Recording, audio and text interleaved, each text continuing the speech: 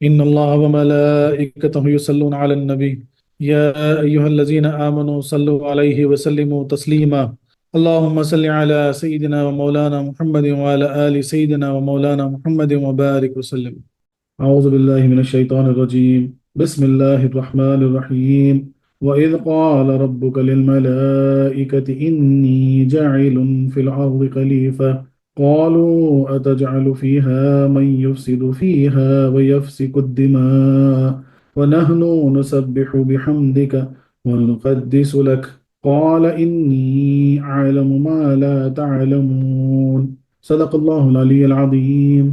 اس کے جو لفظی معنی ہوں گے وہ یہ ہے کہ اور جب کہ فرمایا رب نے آپ کو واسطے فرشتوں کے تحقیق میں بنانے والا ہوں زمین کے نائب.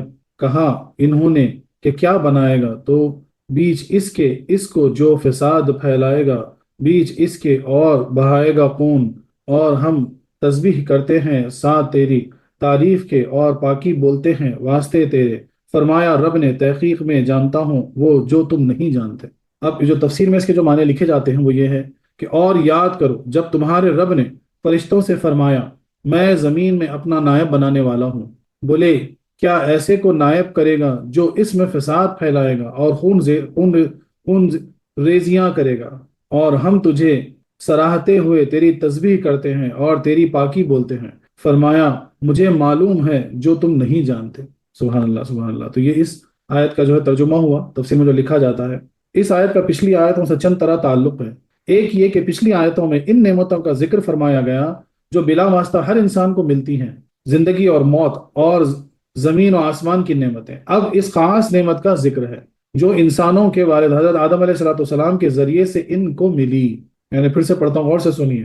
اس نعمت کا ذکر ہے جو انسانوں کے والد حضرت آدم علیہ السلام کے ذریعے سے ان کو ملی. یعنی آدم علیہ السلام کی عزت افزائی اور ان پر خاص کرم خداوندی، کیونکہ باپ کی عزت سے اولاد کی عزت ہے. جب کوئی کسی کے باپ کی عزت کرتا ہے تو اس کے اولاد کی عزت تو آٹومیٹیکلی ہو جاتی. دوسرے یہ کہ پچھلی آیتوں میں قیامت تک ملنے والی دائمی نعمتوں کا ذکر فرمایا گیا، یعنی زندگی اور موت اور زمین و آسمان کی ظاہری نعمتیں. اور اب اس نعمت کا ذکر ہو رہا ہے جو شروع پیدائش کے وقت صرف ایک بار دی جا چکی اور جس کی وجہ سے نسل انسانی قیامت تک فخر کرے گی. مگر چونکہ وہ پچھلی نعمتیں ہر شخص کو محسوس ہوتی ہیں اور کوئی بھی اس کا انکار نہ کر سکتا تھا، اور یہ نعمت انبیاء کرام سے سن کر ہی معلوم ہوئی، اس لیے اس کا ذکر پہلے ہوا اور اس کا ذکر بعد میں. تیسرا یہ کہ پہلی آیت سے معلوم ہوا تھا کہ عالم کی ساری چیزیں انسان کے لیے پیدا ہوئی ہیں. اس پر سوال پڑ سکتا ہے کہ انسان تو ہزارہ مخلوق سے کمزور ہیں. فرشتے، جنات، ہاتھی اور شیر وغیرہ سب اس سے بڑھ کر طاقتور ہیں. پھر سب کا یہ حاکم کیوں کر ہو سکتا ہے؟ اس آیت میں اس کا جواب دیا جا رہا ہے کہ اے معترض یعنی اعتراض کرنے والے، انسان کی محض جسمانی کمزوری کو مت دیکھ، بلکہ اس کی لیاقت اور قابلیت پر بھی نظر کر جو قدرت نے اس کو عطا فرمائی ہے. ہم تجھ کو تیری ابتدائی پیدائش کا قصہ سناتے ہیں جس سے تجھ کو معلوم ہوگا کہ بہترین مخلوقات یعنی ملائکہ نے تیرے پر بزرگوار آدم علیہ السلام کو سجدہ کیا اور ان کو اپنا خلیفہ مانا. حالانکہ فرشتے تمام مخلوق سے زیادہ طاقتور ہیں. جسمانی طاقت اور چیز ہے اور روحانی کمالات دوسری چیز.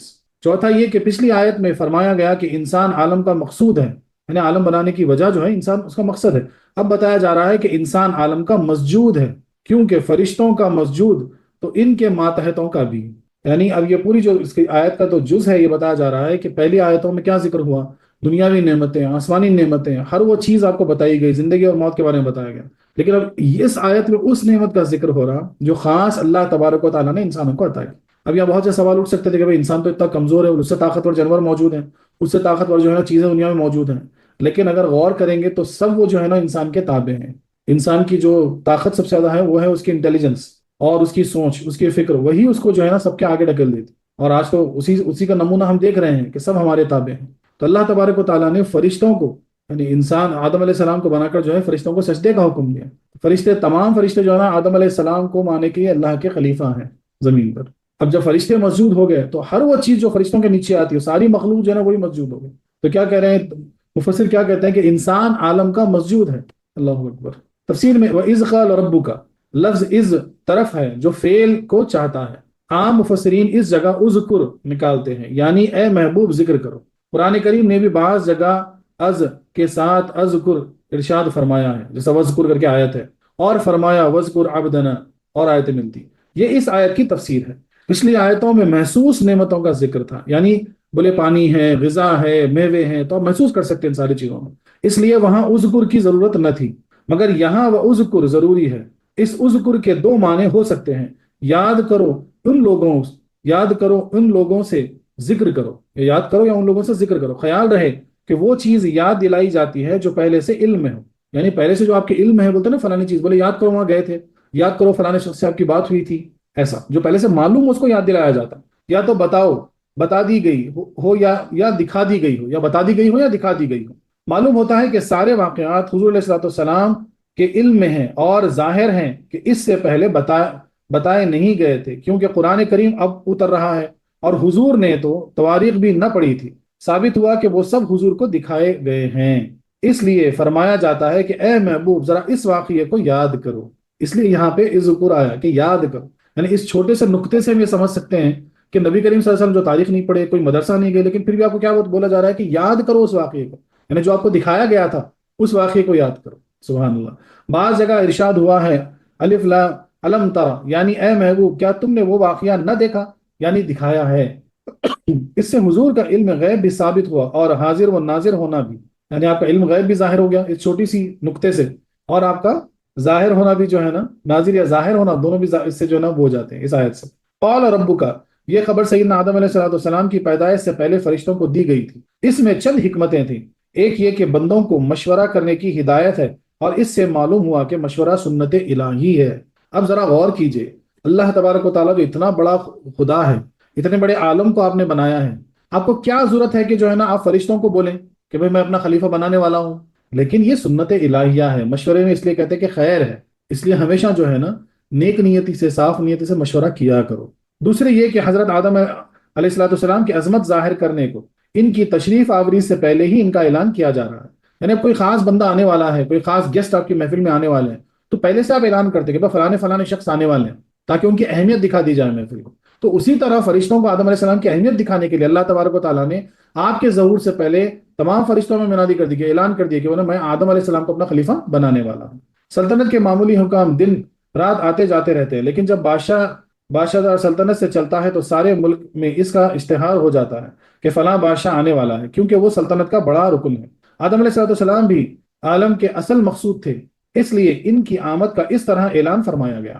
تیسرے یہ کہ ان کی تشریف آوری سے پہلے ہی ملائکہ کے سارے شبہات دور کر دیے جائیں، تاکہ ان کی آمد کے بعد سوال و جواب کا موقع نہ رہے. ایک تو ہوتا کہ اعلان کرو، اعلان کرنے کے لیے اللہ تبارک و تعالیٰ نے بتایا. دوسری چیز کیا ہے کہ کچھ بھی ڈاؤٹ اگر ہے، مثال کے طور پہ کوئی بہت انپورٹنٹ گیسٹ آنے والے ہیں، تو آپ جتنے جو آپ کے والنٹیز ہوتے ہیں یا جتنے لوگ ہوتے ہیں سب کو بتا دیں کہ فلانے شخص آنے والے ہیں. بولے کچھ اگر پوچھنا ہے تو پوچھ لو، کچھ ڈاؤٹس ہے تو کلیئر کر لو. مثال کے طور پہ وہ کہاں بیٹھیں گے، کیا ان کو جو ہے استقبال ان کا کیسا کیا جائے گا، ان کو کیا کھلایا جائے گا، مثلا ان کا کیا رتبہ ہے، جو بھی ہے، تو پہلے سے گفتگو ہو جاتی.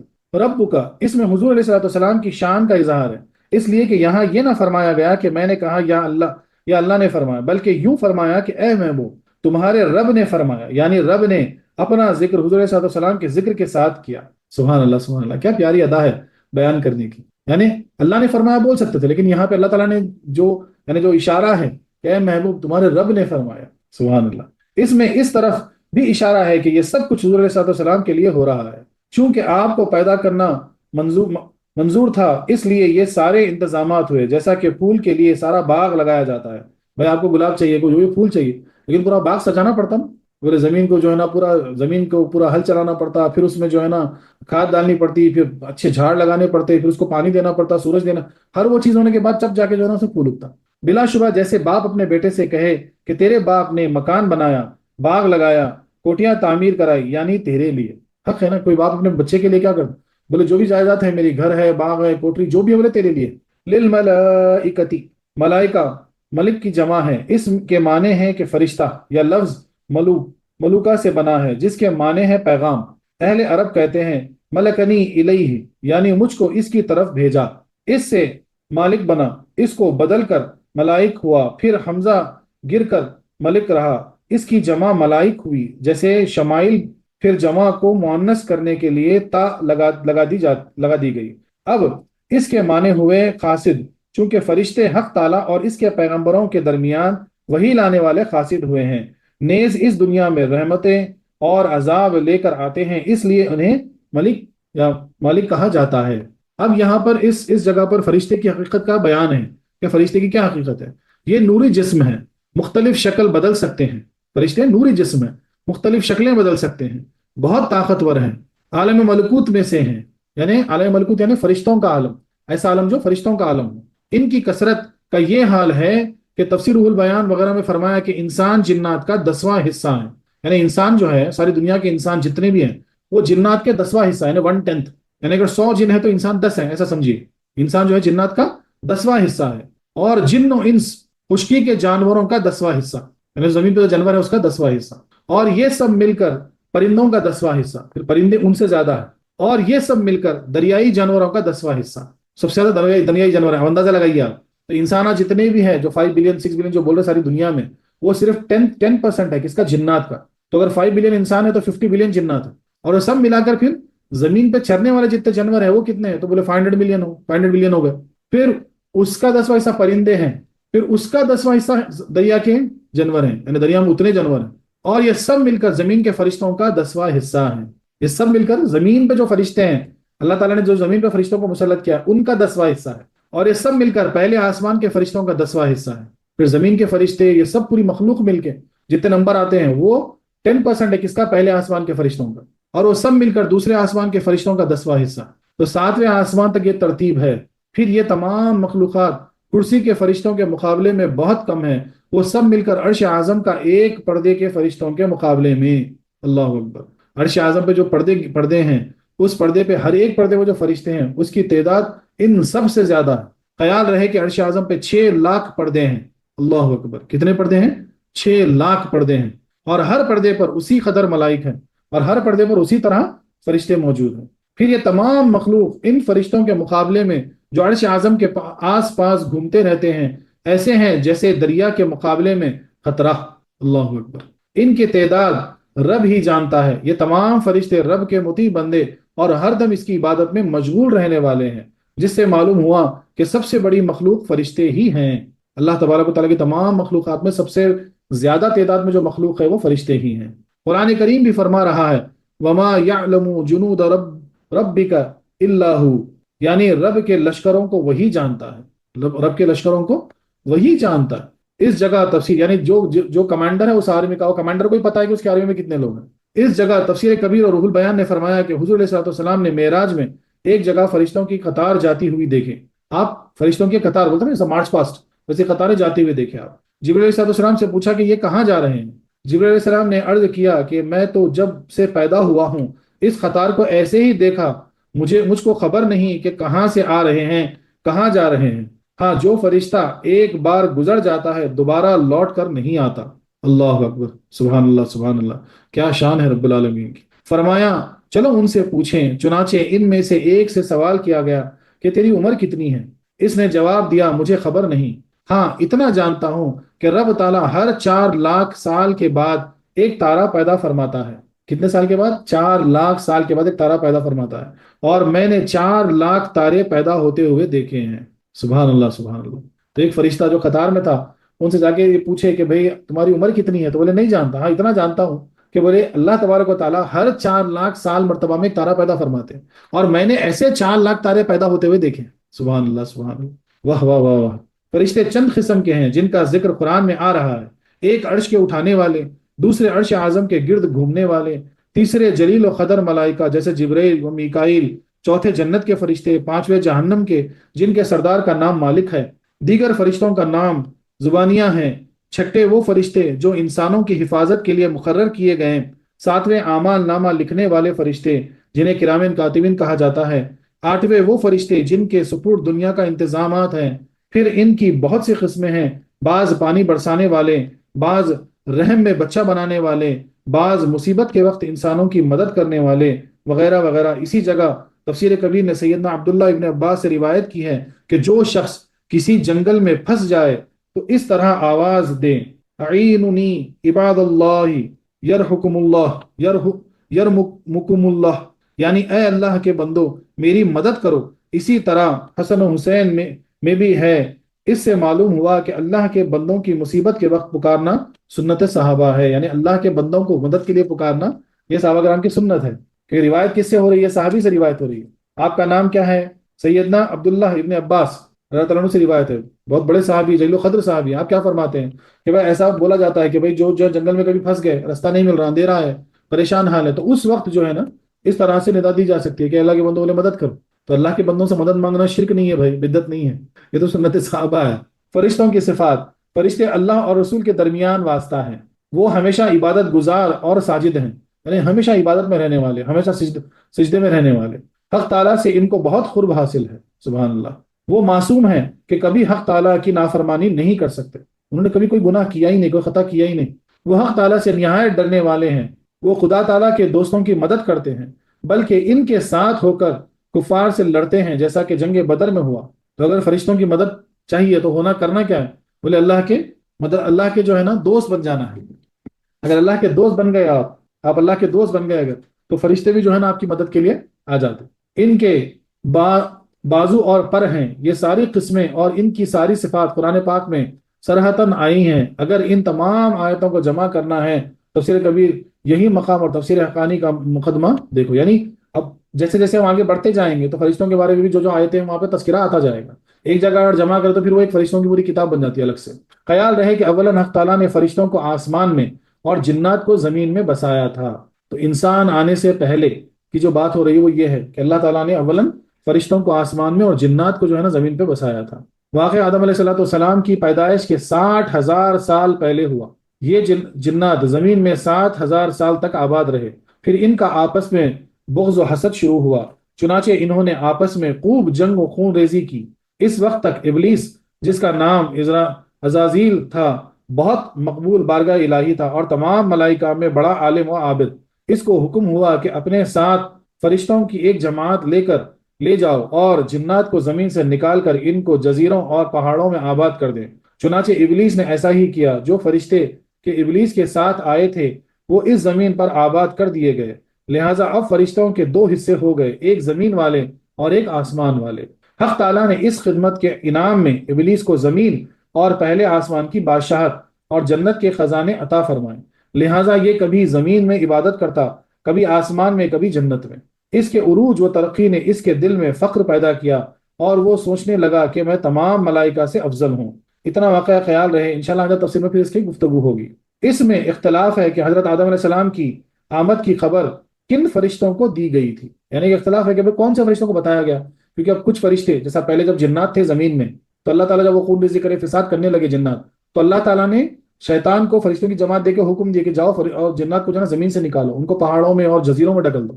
پھر ویسا ہی ہوا، تو جو فرشتے زمین پہ آئے تھے وہ زمین میں بس گئے اللہ کے حکم سے۔ تو اب یہاں سوال یہ اٹھتا کہ بھائی اللہ تعالیٰ آدم علیہ السلام کی آمد کی خبر کس کو دی ہے؟ زمین کے فرشتوں کو دی ہے کہ آسمان کے فرشتوں؟ یہ اختلاف ہے، آیا سب کو یا بعض کو، یا سارے فرشتوں کو یا بعض کو؟ بعض فرماتے ہیں کہ صرف زمین کے رہنے والوں کو ہی خبر دی گئی تھی، مگر صحیح یہ ہے کہ سارے فرشتوں کو ہی بتایا گیا تھا، کیونکہ آیت میں کوئی قید نہیں ہے، آیت میں کہیں پر بھی قید نہیں ہے کہ زمین والے یا آسمان والے، تمام فرشتوں کو ہی خبر دی گئی تھی۔ صرف فرشتوں کو ہی خبر دی گئی، نہ کہ دیگر مخلوقات کو، اس لیے کہ فرشتے دنیا کے انتظام کرنے والے ہیں اور باقی مخلوقات ان کے تابع تھی۔ چونکہ اب فرشتوں کو سیدنا آدم کا ماتحت ہونا ہوگا، اس لیے ان کو بتانا سخت ضروری تھا، جیسا کہ وائسرائے کی آمد کی خبر سلطنت کے نوکروں کو خاص طور پر دی جاتی ہے۔ نیز اس وقت فرشتے ہی ساری مخلوق سے افضل اور طاقتور تھے، جب یہی مطیع بنا دیے گئے تو دوسرے خود بخود مطیع ہو جائیں گے، اسی لیے فرشتوں ہی سے سجدہ بھی کرایا گیا۔ نیز جب فرشتوں کو اطلاع دی گئی تو باقی مخلوقات کو خبر بخود ہو گئی، کیونکہ ان سب میں دورہ تھا۔ حکومت کی خبریں پہلے خاص محکمے کی طرف آتی ہیں۔ نیز فرشتوں کو ہی اپنے خلیفہ ہونے کی امید ہو سکتی تھی، کیونکہ وہ طاقتور، عبادت گزار اور معصوم بندے تھے۔ انہی کو خبر دی گئی تاکہ انہیں سارے سوال و جواب کر لیں، وہ جو بھی سوال جواب ہے جو بھی ان کو پوچھنا ہے پوچھ لیں، اس لیے ڈائریکٹ ان کو ہی خبر دے دی گئی، کیونکہ ان کو اندیشہ تھا کہ بھائی ہم بہت طاقتور ہیں، ہم معصوم ہیں، ہم ہمیشہ اللہ کی عبادت کرنے والے ہیں، تو ہو سکتا ہے ہم ہی خلیفہ بنے، اس لیے انہی کو پہلے جو ہے نا اطلاع دے دی گئی۔ انی جاعلن، اس جگہ جاعلن فرمایا گیا نہ کہ خالقن، اس لیے کہ خلق کے معنی ہے پیدا کرنا اور جعل کے معنی ہے بنانا۔ خلق کے معنی ہے پیدا کرنا اور جعل کے معنی ہے بنانا۔ محسوس چیزوں کا پیدا کرنے کو خلق کہتے ہیں، اور اس کے باطنی صفات کو پیدا کرنے کو جعل، یعنی جو چیز آپ محسوس کر سکتے ہیں نا اس کو بول سکتے ہیں خلق، پیدا۔ جعل بنانا یعنی جو چیز آپ محسوس نہیں کر سکتے، اسی لیے قرآن کریم نے فرمایا خلق السماوات والارض وجعل الظلمات والنور، آسمان زمین محسوس جسم تھے، ان کے لیے خلق فرمایا گیا، اور تاریکی اور روشنی ملکوتی چیزیں ہیں، اس لیے جعل فرمایا گیا۔ یعنی اب زمین آسمان جو جو چیز محسوس کر سکتے اس کو بنایا گیا بولے۔ اور جعل لفظ کہاں استعمال ہوا؟ بولے گا ظلمت نور کا جب تذکرہ آیا تو وہاں جعل استعمال ہوا، چونکہ اس جگہ صرف حضرت آدم علیہ السلام کے جسم شریف کے بنانے کی خبر دینا منظور نہیں، جسم تو بہت سی مخلوقات کے پیدا ہو چکے تھے، بلکہ ان کی خلافت کی خبر دینا منظور تھی، اس لیے جاعل فرمایا گیا۔ ایک جگہ فرمایا گیا ہے انی خالق بشرا من تینی، ان میں صرف ان کی پیدائش کا ذکر ہوا۔ فی الارض، سیدنا آدم علیہ السلام کی خلافت زمین میں اس لیے مقرر فرمائی گئی کہ آسمان میں تو جھگڑے فساد جنگ و جدال خوریزیاں کبھی ہوگی ہی نہیں، اس لیے وہاں کسی منتظم خلیفہ کی ضرورت بھی نہیں، یہ ساری بیماریاں زمین میں ہی ہونے والی تھی، اس لیے یہاں ہی خلیفہ کی ضرورت تھی۔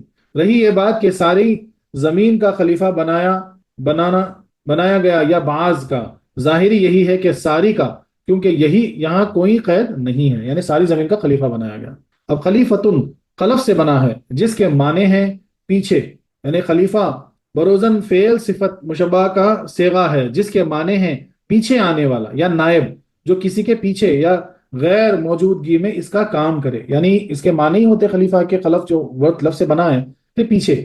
اب جیسا کہ کوئی سلطان ہے تو سلطان جب گزر گیا تو اس کا اولاد ہے مثال کے طور پر اس کا خلیفہ بنا، تو اس کی غیر موجودگی میں یعنی اس کے گزرنے کے بعد یہ پھر خلیفہ بنا۔ ویسے ہی جو ہے کوئی سلطان ہے وہ سفر پہ جا رہا تو کسی کو اپنا خلیفہ بنا کے جاتا ہے، میں جب تک نہیں آؤں بولے تم اس کو سنبھالنا مثال کے طور پر۔ ظاہر ہے کہ یہاں اللہ کا خلیفہ مراد ہے، اگرچہ خدا تعالیٰ ہر وقت موجود ہے، اس کو خلیفہ بنانے کی ضرورت نہیں، مگر بندوں کو ضرورت ہے، کیونکہ حق تعالیٰ تک ان کی رسائی نہیں، درمیان میں ایک ایسے واسطے کی ضرورت پڑی جو رب سے فیض لے اور بندہ تک پہنچائے، وہی رب کا خلیفہ ہے۔ تو خلیفہ کے کیا معنی ہوئے؟ خلیفہ کے معنی یہی ہوئے کہ جو رب سے فیض حاصل کرے اور بندہ تک پہنچائے، وہی حقیقت میں خلیفہ ہوتا، جو بندوں تک اللہ کا فیض پہنچاتا۔ خلیفہ تین قسم کا ہوتا ہے، بس وفات سلطان اس کا نام چلانے والا، جیسا کوئی گزر گیا اس کا بیٹا بیٹھ گیا وہ خلیفہ ہوا، جیسے حضور کے خلفاء راشدین، بس پشت سلطان کا کار فرما، جیسے موسیٰ علیہ السلام کی غیر موجودگی میں حضرت ہارون، یا حضور کی ربوبیت میں حضرت ابن ام مکتوم، جیسا کہ آپ سفر پہ گئے تھے تو ام مکتوم کو جو ہے نا رضی اللہ عنہ کو جو ہے نا اپنا بنا کے گئے تھے خلیفہ دور دورہ، ویسے موسیٰ علیہ السلام جب گئے تھے تو ہارون علیہ السلام کو بنا کے گئے تھے۔ بس پردہ نیابت کرنے والا یعنی غیر موجودگی میں، یہاں تیسرے خلافت مراد ہے، کیونکہ رب نہ میت ہے نہ غائب بلکہ محبوب ہے، اس لیے قیامت میں کوئی اس کا خلیفہ نہ ہوگا کہ رب ظاہر و عیاں ہوگا۔ اس لحاظ سے سارے پیغمبر اور حضور علیہ السلام کے بعد قیامت تک ہر زمانے کے قطب خلیفۃ اللہ ہیں، چونکہ قرآن کریم نے فرمایا داؤد ان جعلناک خلیفۃ فی الارض، پہلے خلیفہ حضرت آدم علیہ السلام ہوئے اور آخری خلیفہ عیسیٰ علیہ السلام ہوں گے، کیونکہ وہ امت مصطفیٰ صلی اللہ علیہ وسلم کے خاتم الاولیاء یعنی آخری ولی ہیں۔ مگر اس آیت میں خلیفہ سے آدم علیہ السلام ہی مراد ہیں، کیونکہ یہاں سارے واقعات انہی کے بیان ہو رہے ہیں، یعنی بتا جا رہا ہے کہ آدم علیہ السلام پہلے خلیفہ بنے، اور آخری خلیفہ کون ہوں گے تو بولے عیسیٰ علیہ السلام، اولیاء، کیونکہ نبی کریم صلی اللہ علیہ وسلم کی امت میں آپ واپس تشریف لائیں گے تو وہاں پر آپ اولیاء بنیں گے، نبی نہیں بنیں گے پھر سے، آخری نبی تو نبی کریم صلی اللہ علیہ وسلم ہو گئے، اب یہ کیا بنیں گے؟ آخری ولی بنیں گے نبی کریم صلی اللہ علیہ وسلم کی امت میں، تو وہ آخری اللہ کے خلیفہ ہوں گے۔ حضرات انبیاء اکرام چند وجوہوں سے خلیفۃ اللہ ہوئے، ایک یہ کہ یہ آسمانی اور زمینی چیز کے مجموعے ہیں کہ ان کا جسم فرشی اور روح عرشی ہے، دوسرا یہ کہ یہ حق تعالیٰ کی ساری صفات کے مظہر ہیں، تیسرا یہ کہ ان کو رب نے اپنا علم عطا فرمایا جس سے انہوں نے قوانین اور قائد بنا ڈالے، چوتھا یہ کہ ان کو اپنا کلام دیا کہ رب کے کلام کو اپنی زبان سے مخلوق تک پہنچایا، پانچواں یہ کہ ان کو ایسی قدرت کاملہ عطا فرمائی جو رب کی قدرت کا نمونہ ہے، اگرچہ بظاہر ہر فرشتہ بڑے قوی ہیں لیکن نبی کی قوت و قدرت ان سے کہیں بڑھ کر ہیں۔ حضرت ملک الموت موسیٰ علیہ السلام کے ایک تھپڑ کتاب نہ لا سکے، جیسا کہ احادیث میں آیا ہے۔ چھٹے یہ کہ دنیا کی ہر چیز کو ان کے قبضے میں دیا گیا کہ حیوانات، جمادات، بلکہ آسمان و زمین پر ان کی حکومت قائم ہوئی۔ خیال رہے سلطان کی نیابت و خلافت دو جزوں پر موقوف ہے، سلطان کا سا علم اور سلطان کا سی قدرت۔ ایسے عطا ہو، ورنہ وہ سلطان کا کام نہیں سنبھال سکتا۔ یعنی کیا بتایا جا رہا ہے کہ جو خلیفہ بنتا، یا تو سلطان کے سے اس کی قوت ہے نا، یا سلطان کے ساتھ اس کا علم ہونا، دو چیزوں سے ہی جو ہے نا خلیفہ بن سکتے۔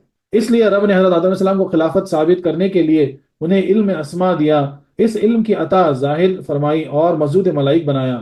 اس میں قدرت خلیفہ ظاہر کی بڑی قدرت والے فرشتوں کے مسجود ہیں۔ ساتویں یہ کہ جسمانیات کے علاوہ وہ روحانیات میں بھی ان کا بہت دور دورہ ہے کہ جنات فرشتے ان کے قبضے میں ہیں۔ خیال تو کرو کہ عرب کا ایک ناقہ نشین شہنشاہ صلی اللہ علیہ وسلم آن کی آن میں زمین و آسمان کو طے فرماتا ہوا وہاں تشریف فرما ہو کر آ گئے جہاں فرشتوں کا خیال بھی نہیں پہنچ سکتا۔ بے شک نبی کریم صلی اللہ علیہ وسلم جو ہے ایک عرب کے جزیرے سے، جو کبھی آپ پڑھے نہیں، کچھ نہیں، کچھ نہیں، آپ پھر آپ کا پیشہ کیا تھا؟ بکریاں چراتے تھے آپ، وہاں سے جو ہے عرش اعظم تک جا کے اللہ سے ملاقات کر کے آ گئے، یعنی فرشتے سوچ بھی نہیں سکتے جانے کا، وہاں تک جا کے آ گئے، وہاں تک رسائی آپ کو مل گئی۔ سبحان اللہ سبحان اللہ۔ یہ تو قوت انبیاء کا کچھ ذکر ہوا، شاید اس کا کفار انکار کر جائیں، لیکن اب سائنس کے کرشمے اور مسمرین کی طاقتوں کو سب پر ظاہر ہو گئی کہ جس نے انسان کی طاقت و قوت کا بالکل ظاہر کر دیا۔ بھلا خیال کرو کہ انسان نے زمین پر بیٹھے بیٹھے آسمانوں کی پیمائش کر ڈالی۔ ایسا بولا جا رہا ہے کہ پہلے تو چلو کفار اس کو نہیں مانتے تھے، لیکن آج تو ظاہر ہو گیا نا انسان کی قوت۔ دیکھو راکٹ بنا کے کہاں کہاں پہنچ جاتا انسان، کیا کیا نہیں کر ڈالتا انسان، زمین پہ بیٹھے بیٹھے کیا کیا نہیں دیکھ لیتا، کیا کیا نہیں کرتا۔ تو آج ظاہر ہے انسان کی قوت، تو انسان کی قوت کا یہ عالم ہے، ایک سائنٹسٹ کی قوت کا یہ عالم ہے، تو جو اللہ تعالیٰ نے جس کو نبی بنا کے بھیجے ان کی قوت کا کیا عالم ہوگا۔ اللہ اکبر، سبحان اللہ سبحان اللہ۔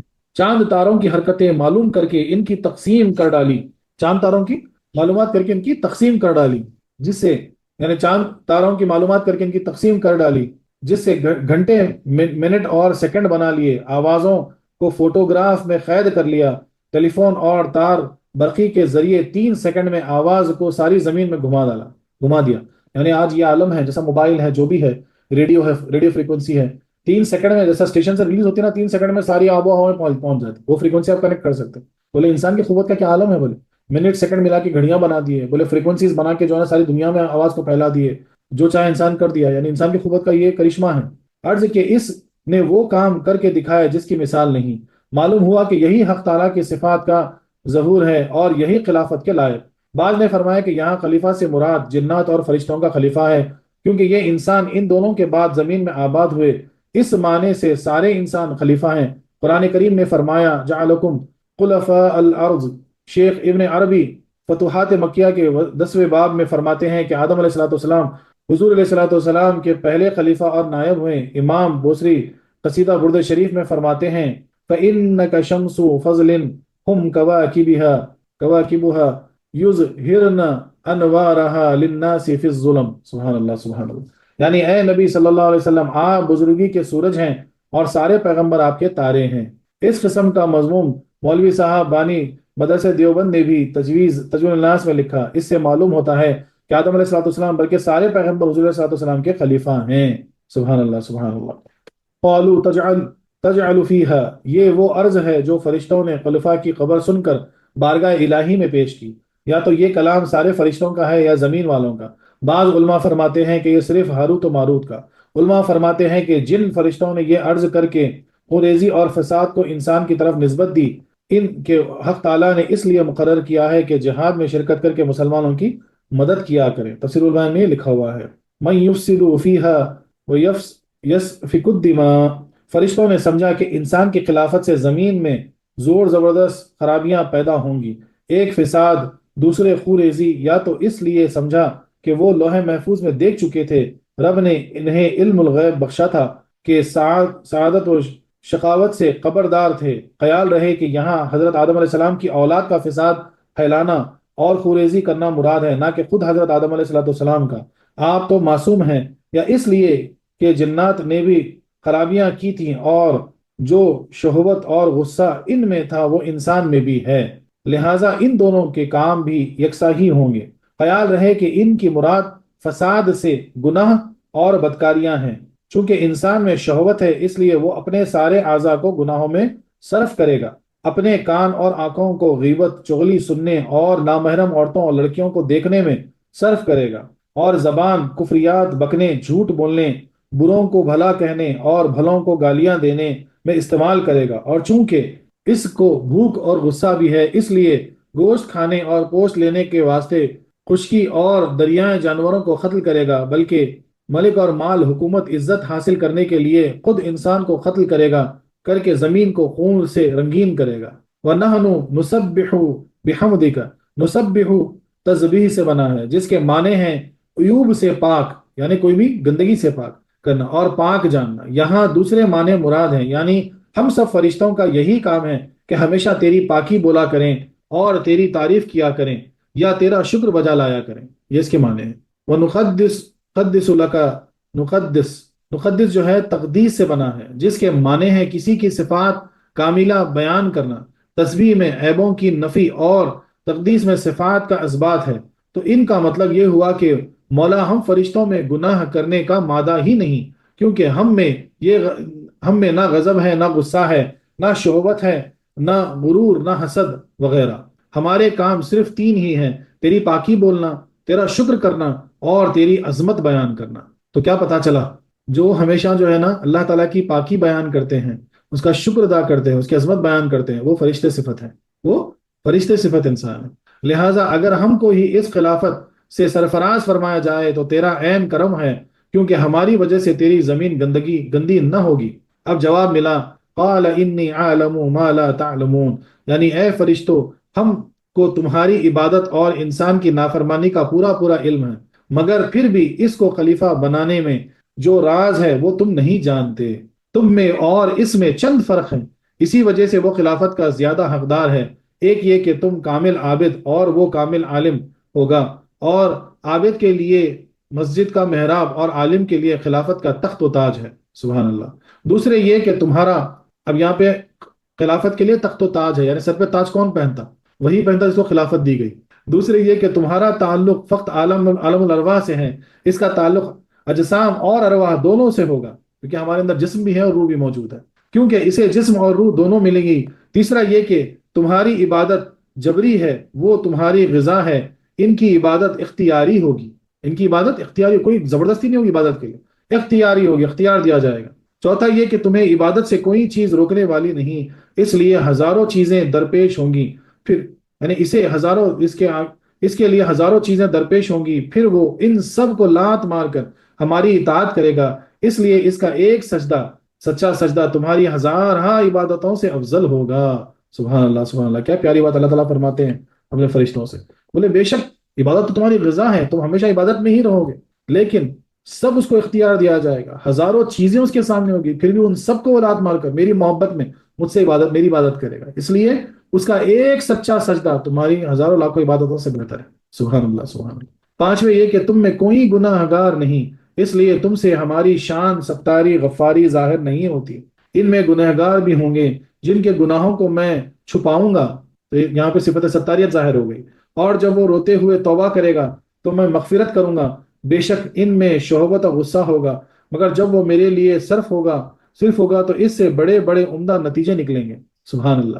بولے وہی نفس، وہی جو ہے نا تمہاری خواہش، وہی تمہاری محبت اگر مجازی سے ہٹ کے حقیقی ہو گئی، اللہ کی طرف ہو گئی، تو اس سے بڑے بڑے کام ہوں گے۔ اس کے دل میں میرے عشق و محبت کا جوش اور اس کے خیال میں میرا جذبہ ہوگا، اور جب وہ اپنا غصہ میری رضا کے لیے استعمال کرے گا تو میدان جہاد میں جاں باز غازی بن کر آئے گا اور شہید یا فتح مند ہو کر مٹے گا۔ اور چونکہ ان میں یہ برائیاں قباحتیں ہوں گی، اس لیے ان میں رسول، کتابیں اور احکام بھیجے جائیں گے اور ان سے وعدے وعید کیے جائیں گے۔ اے ملائک اور اے فرشتو، جس طرح ان میں فاسق و فاجر بدکار ہوں گے، ایسے ہی ان میں عابد و زاہد، متقی و پرہیزگار بھی ہوں گے، میرے وفادار رازدار بھی ہوں گے۔ سب سے بڑھ کر یہ کہ ان میں احمد مختار ہوں گے اور ان کے صحابہ کبار و اہل بیت اطہار ہوں گے۔ چھٹے یہ کہ تم صرف رکوع و سجود کی عبادتیں کر سکتے ہو، انسان ہزارہا ایسی عبادتیں کرے گا جو تم نہیں کر سکتے۔ وہ بھوکا رہ کر روزے رکھے گا، مسافر بن کر حاجی بنے گا، میری راہ میں لڑ کر غازی بنے گا، میرا قرآن پڑھ کر قاری بنے گا، دشمنوں میں فیصلہ کر کے قاضی بنے گا، چہرہ پاک مصطفیٰ صلی اللہ علیہ وسلم کو دیکھ کر صحابی بنے گا، غرض کے ہر عضو سے صدہا عبادتیں انجام دے گا۔ ساتویں یہ کہ اے فرشتوں، انسان کے طفیل، تم کو ہزارہا عبادتیں نصیب ہو جائیں گی، جواب جو اب تم نہیں کر سکتے۔ پھر تم میں کوئی حامل وہی بن کر فرشتوں کا سردار بنے گا، کوئی بدر کے میدان میں صحابہ کے ساتھ شرکت کر کے ہم سے تمغہ پائے گا، کوئی کاتب اعمال بنے گا، آٹھویں یہ کہ اسے درد دل اور عشق ملے گا۔ سبحان اللہ، انسان کو درد دل اور عشق کی نعمت ملے گی۔ سبحان اللہ، سبحان اللہ، واہ واہ واہ، کیا پیاری بات ہے۔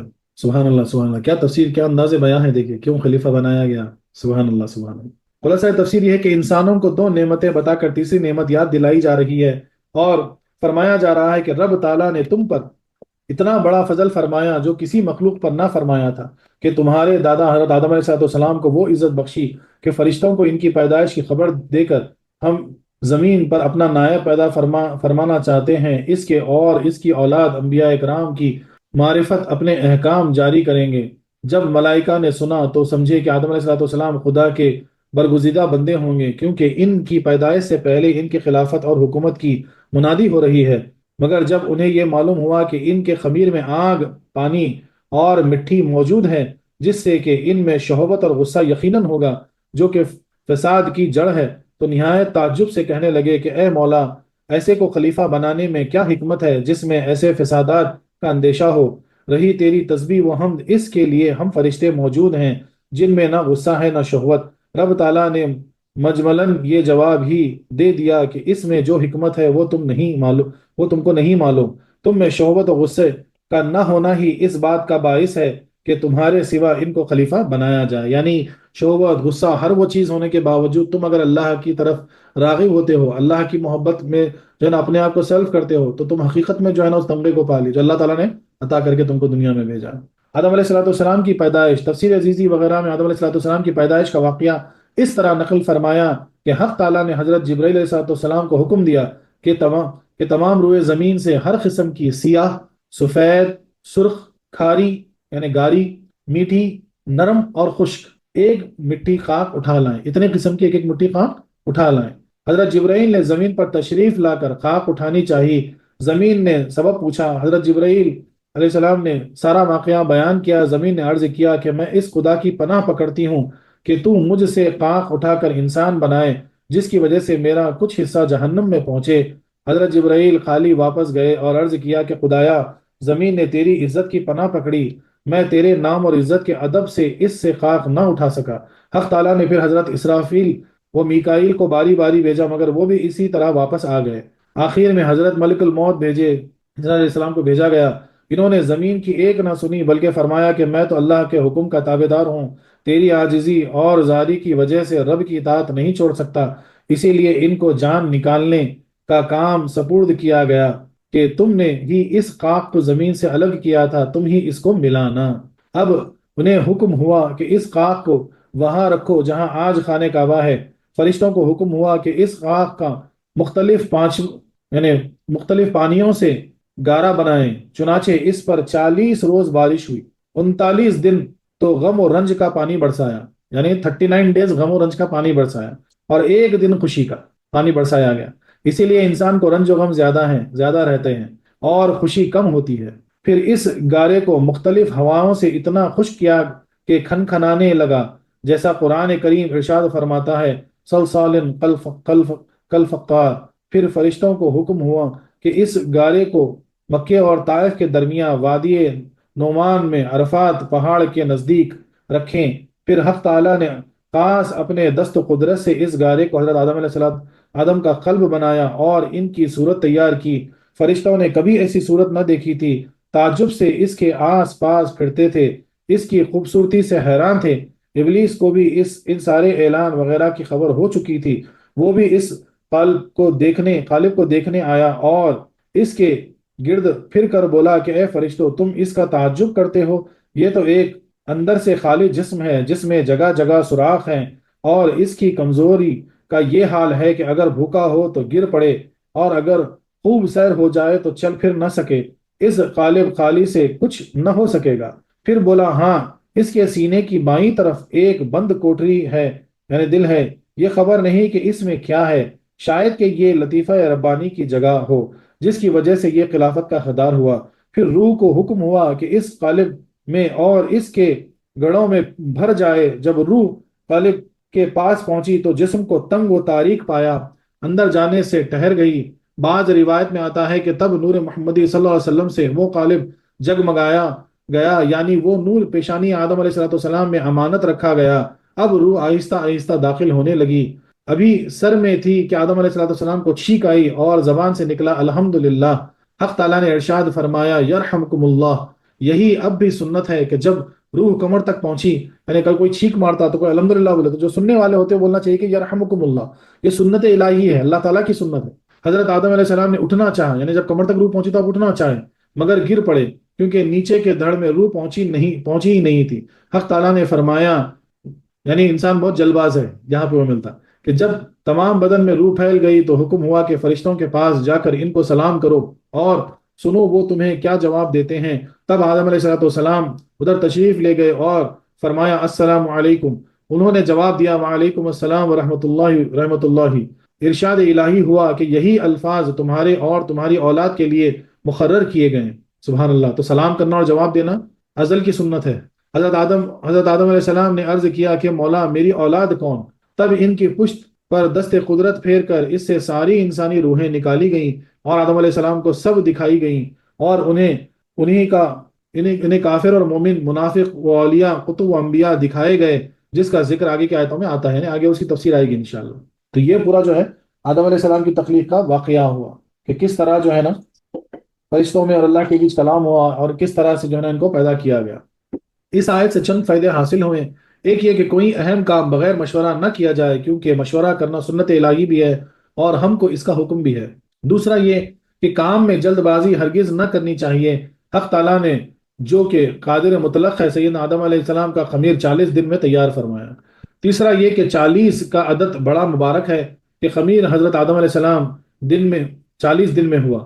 اب بھی ماں کے پیٹ میں نطفے کا حال 40 دن میں بدلتا ہے، پھر عورت کو 40 ہی دن تک نفاس کا خون آ سکتا ہے۔ 40 سال میں ہی انسان کی عقل کامل ہوتی ہے، اسی لیے اکثر انبیاء کرام کو نبوت اسی عمر میں ملی۔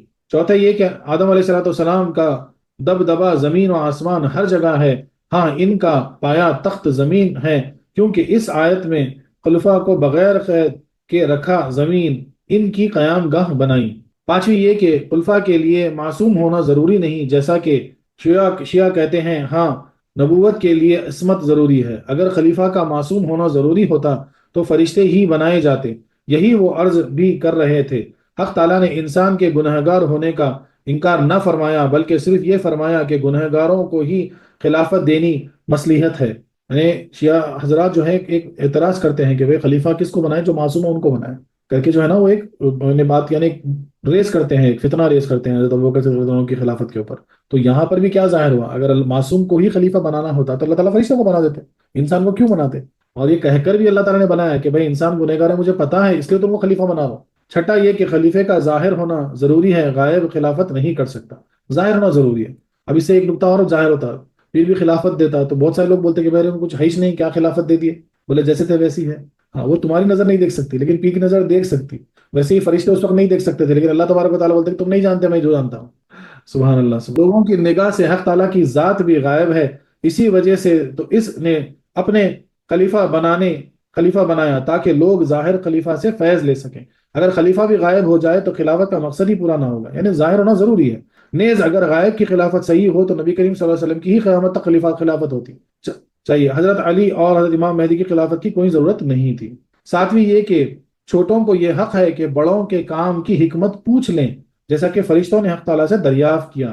یعنی چھوٹے جو ہوتے ہیں، جیسا کہ بچے بھی جو ہوتے ہیں اپنے باپ سے پوچھ لیں کہ بھائی فلانا فلانا آپ کام کرے تو اس میں کیا چیز ہے، کیا آپ کا پلان ہے، مثال کے طور پہ کیا آپ کی فکر ہے، ویسے ہی جو ہے نا اپنے پیر سے بھی اپنے مرید یا خلیفہ پوچھ سکتے ہیں کہ فلانی چیز کیا ہے، یعنی چھوٹے بڑوں سے ہمیشہ پوچھ سکتے ہیں، یہ حکمت ہے۔ آٹھویں یہ کہ بڑوں کو یہ حق ہے کہ راز کی بات چھوٹوں پر ظاہر نہ کریں بلکہ ان کو خاموش رہنے کا حکم دیں، جیسا کہ اس واقعے میں ہوا۔ یعنی راز کی جو باتیں ہوتی وہ ہر کسی میں بیان نہیں ہوتا، خصوصاً چھوٹوں میں نہیں بولی جانی چاہیے، جیسا یہاں اس واقعے میں ہوا کہ اللہ تعالیٰ تم خاموش ہو، تمہیں نہیں پتا، تم وہ راز نہیں جانتے۔ نویں یہ کہ علم عبادت سے افضل ہے، کیونکہ فرشتے عابد تھے اور آدم علیہ السلام عالم، مگر آدم علیہ السلام افضل ہوئے، اس لیے کہا جاتا ہے کہ عالم جو ہوتا وہ افضل ہوتا۔ یعنی ایک حدیث بھی اگر آپ کو آتی ہے تو جو ہے نا آپ افضل ہو گئے۔ تو اتنا جب احکام ہم سن رہے ہیں، اللہ کی اتنی آیتوں کو ہم جان رہے ہیں، قرآن کی جو تفسیر پڑھ لے تو سوچو ماشاءاللہ ماشاءاللہ کتنے ہمارے رتبے بلند ہو رہے ہیں۔ 10ویں یہ کہ اللہ کا کرم اعمال پر موقوف نہیں۔ دیکھو لاکھوں سال کے عابدوں کو آدم علیہ السلام کے سامنے جھکایا گیا، جنہوں نے ابھی تک ایک سجدہ بھی نہ کیا تھا، چونکہ ابھی مضمون پورا نہیں ہوا، اس لیے تفسیر صوفیہ آئندہ کی جائے گی۔ یہ تفسیر صوفیہ کرام کیا فرماتے ہیں، بات کریں گے، کیا بولا جا رہا ہے کہ لاکھوں کروڑوں سال عبادت کرنے والے فرشتے جو ہے آدم علیہ السلام کو سجدہ کیے، جو بھی ایک سجدہ بھی نہیں کیے تھے۔ اللہ اکبر۔ اب یہاں پر کچھ اعتراضات ہیں۔ پہلا اعتراض یہ ہے کہ تم فرشتوں کو گناہوں سے معصوم مانتے ہو، مگر اس آیت سے معلوم ہوتا ہے کہ فرشتوں نے بہت سے گناہ کیے۔ ایک یہ کہ انہوں نے حق تعالیٰ پر اعتراض کیا، اور یہ بڑا گناہ ہے۔ یہ سوال ہے، دیکھو کیسا فتنہ ڈالتے ہیں لوگ۔ جواب یہ کہ اعتراض نہ تھا، بلکہ حکمت دریافت کرنا تھا، اور یہ بالکل جائز ہے۔ کوئی وہی نہیں تھا، اعتراض نہ تھا، سوال تھا کہ یا اللہ، کیونکہ اسے مٹی اور پانی اور آگ ہے، تو اس میں جو ہے نا برابر جو ہے نا فساد ہو، ہم تو اس سے پاک ہے۔ تو یہ جو ہے نا اللہ تبارک و تعالیٰ سے جو ہے نا یعنی دریافت کرنا تھا، اور چھوٹے بڑے سے دریافت کر سکتا۔ اور دوسرا اعتراض یہ ہے کہ فرشتوں نے آدم علیہ السلام کی غیبت کی، ان کے غیر موجودگی میں ان کو برا کہا۔ جو کیسا سوال ہے، کیا کہتے ہیں کہ فرشتہ اللہ سے بولے کہ بھائی یہ فساد کریں گے، تو بولے آدم علیہ السلام کو بولے ان کے بغیر، تو مطلب کیا ہوا، فرشتے غیبت کر دیے، معاذ اللہ معاذ اللہ۔ جواب، اگر مسئلہ پوچھنے میں کسی کو برائی کا ذکر کرا جائے تو غیبت نہیں بلکہ جائز ہے۔ یعنی اگر کوئی سوال کرنے کے لیے کوئی برائی کا ذکر کیا جائے تو غیبت نہیں ہوتی۔ جیسا کہ ایک واقعہ کہ ابو سفیان کی بیوی ہندا نے حضور کی خدمت میں عرض کیا کہ حبیب اللہ، میرے شوہر بخیل آدمی ہیں، مجھ کو بقدر ضرورت مال نہیں دیتے، کیا میں ان کے پوچھے بغیر کچھ ان کا مال لے لیا کروں؟ حضور علیہ السلام نے ہاں بقدر ضرورت لے سکتی ہو، اور یہ نہ فرمایا کہ تم نے ان کی غیبت کی، یا سرکار ان کو یہ نہیں بولے کہ تم نے اپنے شوہر کی غیبت کی، بولے کہ ٹھیک ہے، بولے بقدر ضرورت اگر نہیں دیتے تو بقدر ضرورت تم لے سکتے مثال کے طور پر۔ تیسرا یہ کہ فرشتوں نے اپنی بڑائی ظاہر کی، اور یہ غرور ہے جو کہ حرام ہے۔ دیکھو کیسا سوال ہے، بولے اپنی بڑائی ظاہر کر رہے ہیں اور یہ حرام ہے۔ جواب اس کا کیا ہے کہ یہ بڑائی نہ تھی بلکہ حق تعالیٰ کی نعمت کا اقرار کہ خدایا تو نے ہم کو اپنی تسبیح و تقدیس کی توفیق عطا فرمائی ہے، اور رب تعالیٰ کی نعمت کا ظاہر کرنا عبادت ہے۔ رب تعالیٰ کی نعمت کا ظاہر کرنا عبادت ہے۔ چوتھا یہ کہ فرشتوں نے رب کا جواب سن کر بارگاہ الہی میں معذرت کی، کہ عرض کیا لا علم لنا، تو اگر یہ باتیں گناہ نہ ہوتی تو معذرت کی کیا ضرورت ہوتی ہے نا؟ اگر گناہ تو معذرت کیا، یعنی سوال یہ اٹھا کہ بھائی فرشتے یہ سب بول کے پھر اللہ سے معذرت بولے اگر یہ غلط نہیں تھا تو معذرت کیوں کھائیں؟ اس کا جواب کیا ہے کہ زاہد لوگ گناہ سے توبہ کرتے ہیں، اور عارفین عبادت کر کے بھی ان کا یہ توبہ کرنا ترک اولیاء کی بنا پر تھا۔ سبحان اللہ سبحان اللہ۔ یعنی یہاں پہ کیا بولا جا رہا ہے کہ بھائی جو لوگ گناہ کر کے توبہ کرتے وہ ایک ہوتے، لیکن جو گناہ بھی نہیں کرتے لیکن پھر بھی روتے رہتے، پھر بھی آنکھ سے آنسو رہتے، ان کا مقام کچھ اور ہے۔ زاہدہ از گناہ توبہ کنت، عارفہ از عبادت استغفار۔ بولے زاہد گناہ کر کے بھی توبہ کرتا، بولے اور جو عارف ہوتا وہ کیا کرتے، اس کا عبادت کر کے بھی استغفار پڑھتا۔ اب یہاں پانچواں اعتراض یہ ہے کہ ملائکہ سے سب رب نے فرمایا ان کنتم صادقین، معلوم ہوا کہ وہ جھوٹے تھے اور جھوٹ بولنا گناہ ہے۔ جواب، فرشتوں نے اپنے کو عبادت کی وجہ سے خلافت کے لائق سمجھا تھا، جو ایک غلط فہمی تھی، حق تعالیٰ کی طرف سے اس کو دور کر دیا گیا، اور غلط فہمی گناہ نہیں۔ اگر کوئی شخص غلط فہمی کی بنا پر قسم بھی کھائے تو گناہ گار نہیں ہوتا۔ اگر یہ امور گناہ ہوتے تو رب تعالیٰ ان پر عتاب فرماتا، جیسا کہ حضرت آدم علیہ السلام پر ہوا۔ وآخر دعوانا أن الحمد لله رب العالمين.